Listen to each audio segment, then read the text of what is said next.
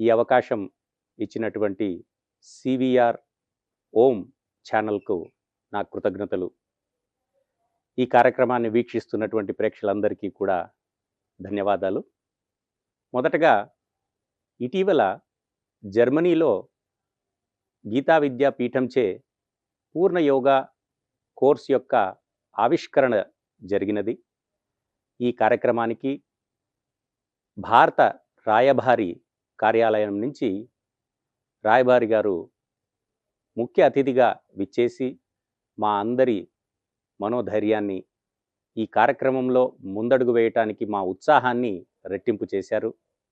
అదేవిధంగా జర్మనీలో ఉన్నటువంటి అనేక ధార్మిక, సాంస్కృతిక, ఆధ్యాత్మిక సంస్థల యొక్క అధినేతలు కూడా ఈ కార్యక్రమానికి విచ్చేసి తమ తమ ఆశీర్వచనాలను మాకు అందించడం జరిగింది. ఈ కార్యక్రమం ఆవిష్కరణ కార్యక్రమం జరిగిన తర్వాత రెట్టింపు ఉత్సాహంతో గీతా విద్యా పీఠం యొక్క సమస్త బృందం ముందుకు వెళ్తూ ఉన్నది.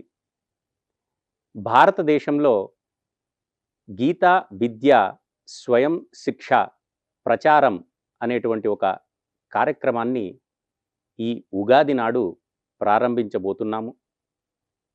దానికి సంబంధించినటువంటి వివరాలను ఇప్పుడు నేను మీకు ప్రస్తుతిస్తున్నాను. తమందరి యొక్క ఆశీర్వాదం చేత ఈ కార్యక్రమం దిగ్విజయం కావాలని, ఆబాలగోపాలము భగవద్గీత యొక్క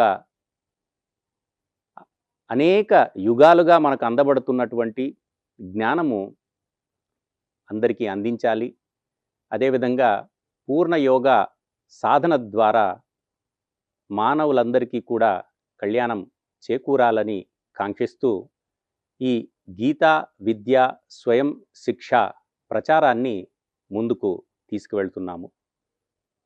మొదటగా ఈ గీతా విద్యా స్వయం శిక్ష ప్రచారం యొక్క అంశాలేంటి, ఇందులో ఎవరెవరు పాల్గొంటారు, ఎలా ఈ కార్యక్రమం ముందుకు నడుస్తుంది, ఏ ఏ ప్రదేశాలలో, ప్రాంతాలలో, రాష్ట్రాలలో ఈ యొక్క కార్యక్రమాన్ని ప్రారంభించబోతున్నాము, భారతదేశంలోనే మాత్రమా లేదా విశ్వవ్యాప్తంగా వేరే దేశాలలో కూడా ఈ కార్యక్రమం నడుస్తుందా, ఇలాంటి కీలకమైనటువంటి విషయాలు ఈరోజు నేను మీకు ప్రస్తుతించబోతున్నాను. గీతా విద్యా స్వయం శిక్ష ప్రచారం ఆ వాక్యంలోనే మనకు స్పష్టంగా తెలుస్తుంది. ఇది స్వయం శిక్ష మరియు గీతా విద్య రెండు ప్రధానమైనటువంటి పదాలు ఇందులో మనకు గోచరిస్తున్నాయి. గీతా విద్య అనగా భగవద్గీతలో ఉన్నటువంటి అశేషమైనటువంటి జ్ఞానము, దానిని ఒక విద్యగా మనం అభ్యసించేటువంటి ప్రయత్నం చేయటం, అది గీతా విద్య.